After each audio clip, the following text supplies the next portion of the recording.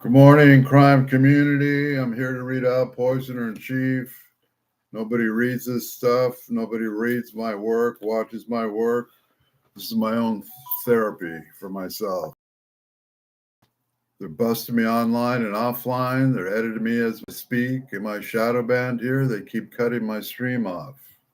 They don't want me reading this book. It's about MK Ultra, the biggest program that was ever hidden by the US government. Perhaps I should show some other books then. Since no one reads my work, no one listens to me. Just look at some of the books that Steve's looking at since no one looks at my work. Have you ever seen that book before? That's about our government. There it is, hand signed by Michael himself. You think he knows nothing about our government? He was thrown the RICO charges before anybody in this country. You know who that is? Think he knows anything about this country? There it is, hand signed. Dear Stephen, thank you very much. All my love and respect. This guy grew up with all the people you're talking about. You know, this guy, you ever seen him before? No, you don't know who he is, do you? Patriotism Unhinged by James Manning. Try reading it. You might learn about the history of the United States and how corrupt it is. I can't even show this book. It's too dangerous. Here's the one I'm going to try to read, Poisoner in Chief. This is the conclusion to chapter about the divine mushroom. In 19th century London, a beautiful young artist model falls suddenly under the control of a scheming Jew who does not bathe.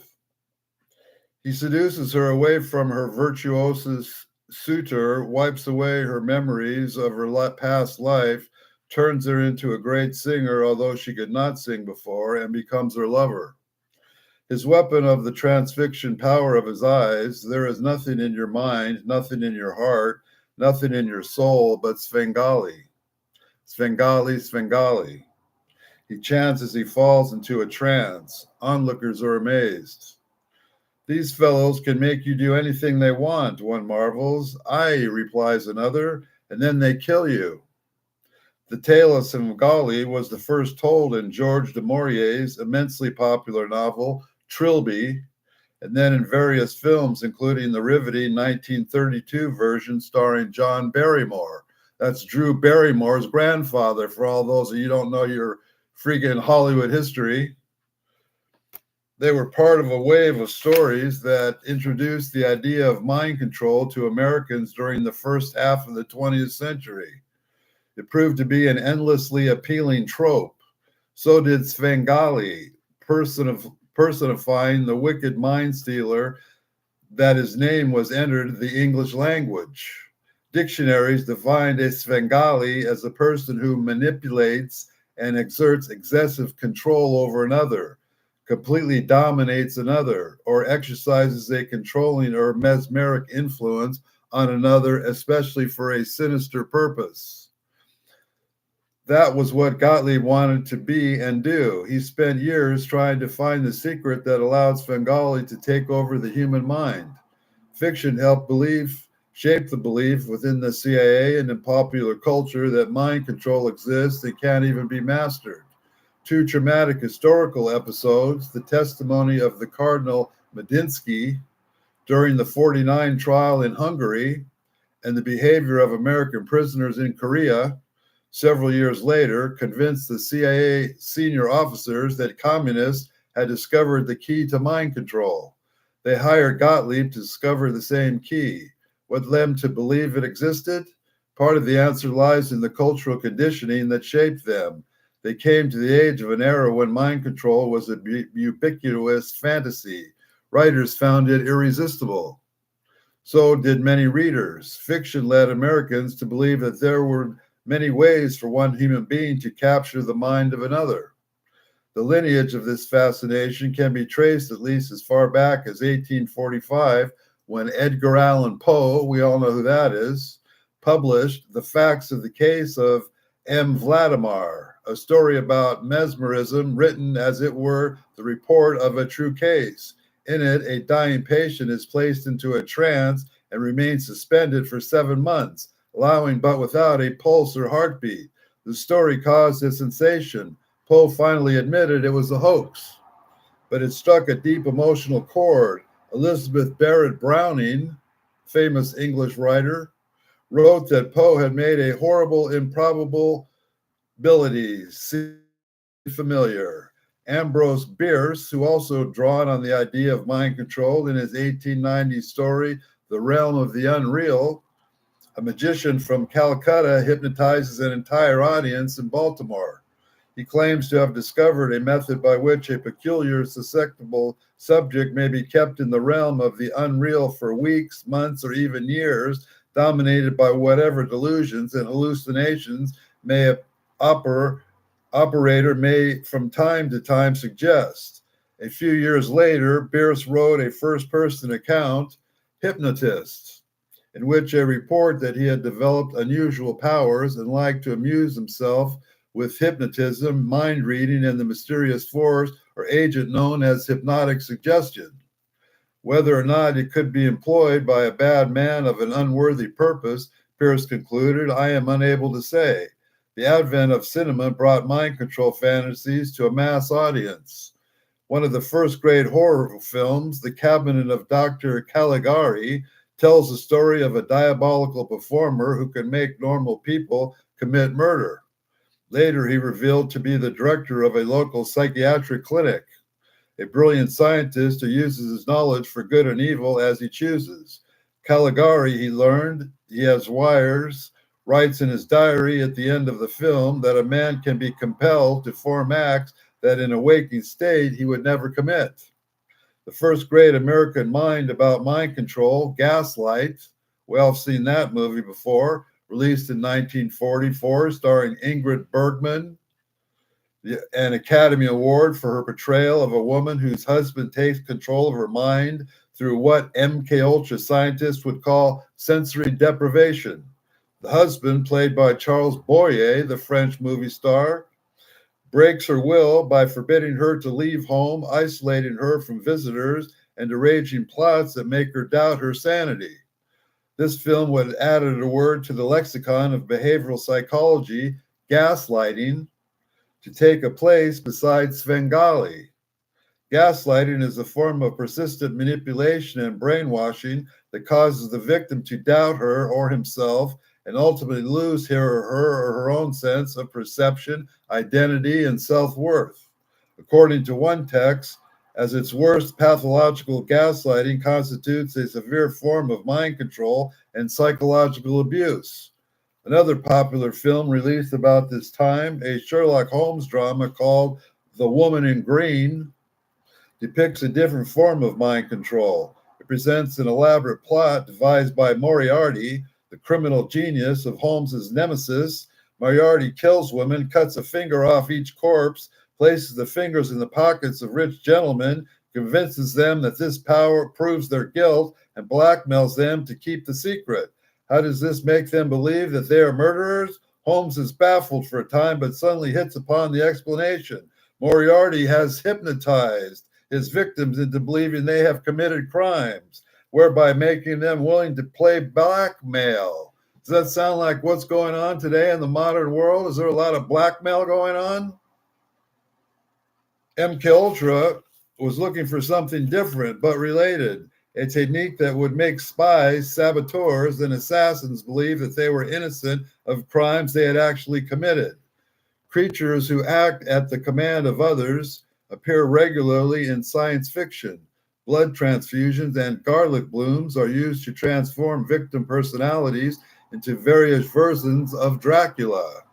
The iconic monster of Frankenstein is controlled through electrodes implanted in his neck. Other stories depict mind control as a weapon wielded by invading extraterrestrials.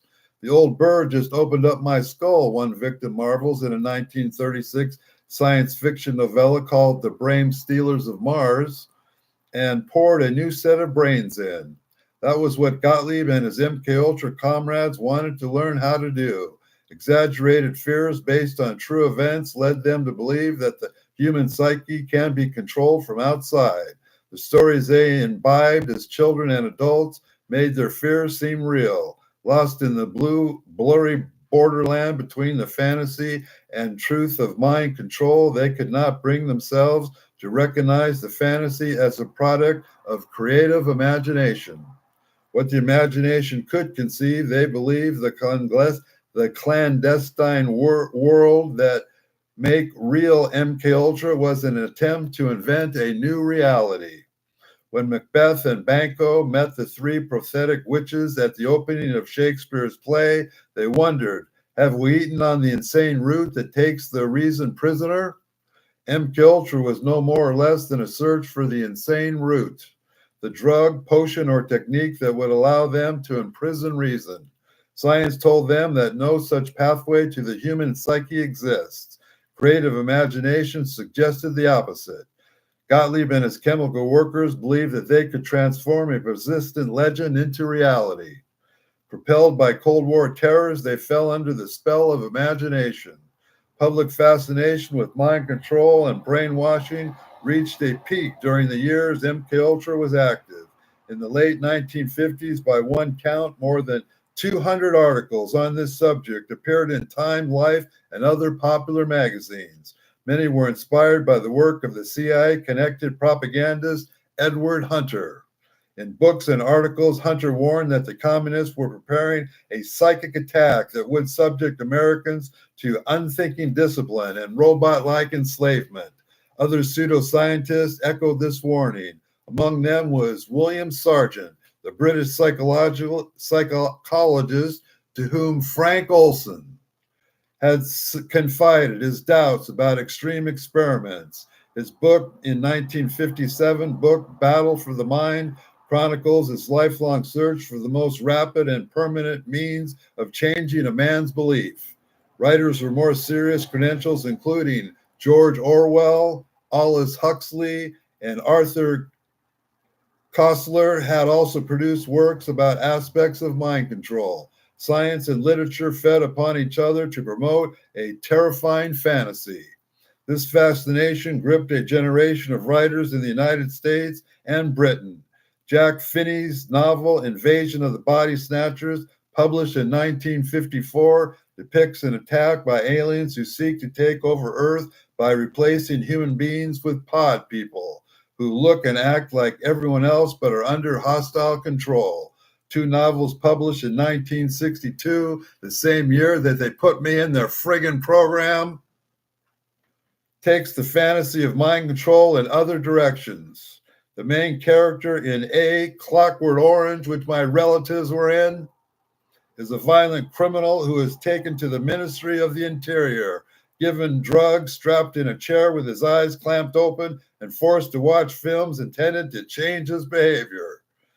In the Ipcrest file, the British diplomats are kidnapped by Soviet agents and subjected to tortures remarkably similar to the psychic driving that Ewan Cameron practiced as part of his MK Ultra experiments in Montreal. The file in this novel's title is finally revealed to be based on an acronym. Ipcrest stands for Induction of Psychoneuroses by Conditioned Reflex and Stress. All three of these novels were made into highly successful movies, but none of them had anything near the impact of Richard Condon's The Manchurian Candidate.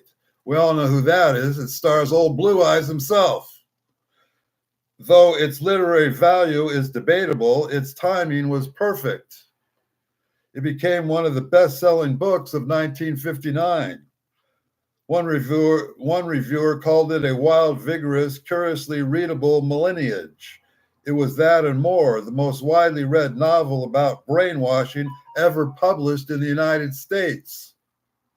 If anyone doubted the terrible potential of this weapon, it doubted its existence. The Manchurian Candidate was the ideal antidote. The book's plot is simple but gripping. An infantry platoon fighting in Korea is captured and taken on a laboratory where communist scientists conduct mind control experiments. The soldiers were made to believe that their sergeant saved their lives during combat.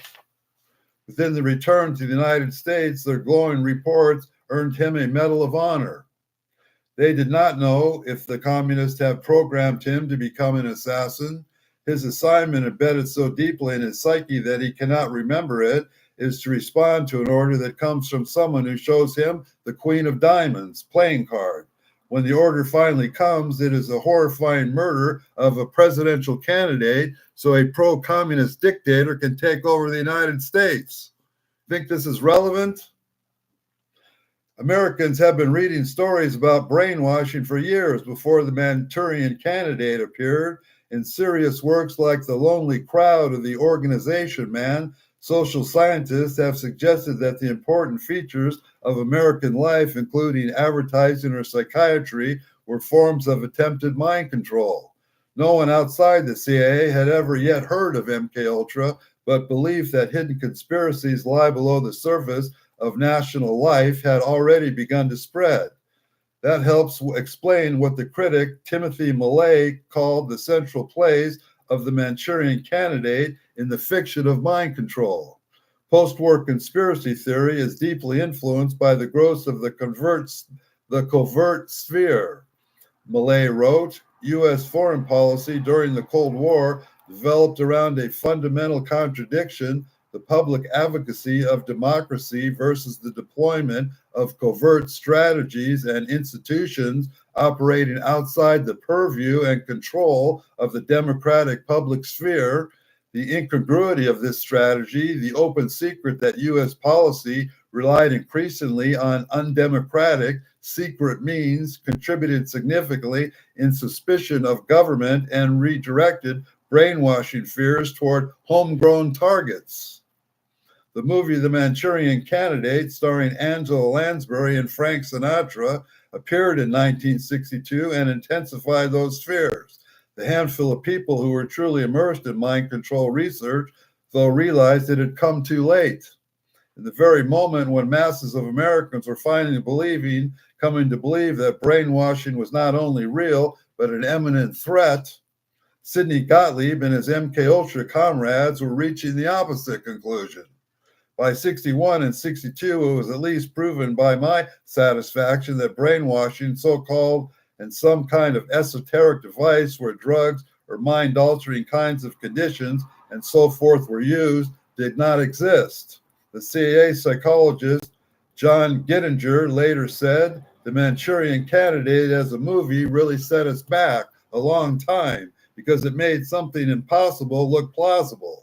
But by 62 and 63, the general idea that they were able to come up with this as brainwashing was largely a process of isolating a human being, longing to keep him out of contact, putting him under long stress in relationship to interviewing and interrogation, and that they could produce any change that way without having to resort to any kind of esoteric means. Fiction anticipated and nourished MKUltra, stories about brainwashing unfettered by science or anything else other than the limits of creative fantasy caught the American imagination. They ran far beyond anything the CIA scientists were able to discover, yet the very existence of MKUltra was proof that even many of the wildest fantasies about secret government research and mind control were close to reality. That made the paranoid mindset seem even more rational. That's the end of the chapter of the Divine Mushroom, which goes into the next chapter called Health Alteration Committee, which is going to get into Vito Corleone and the CIA and Africa, the Congo,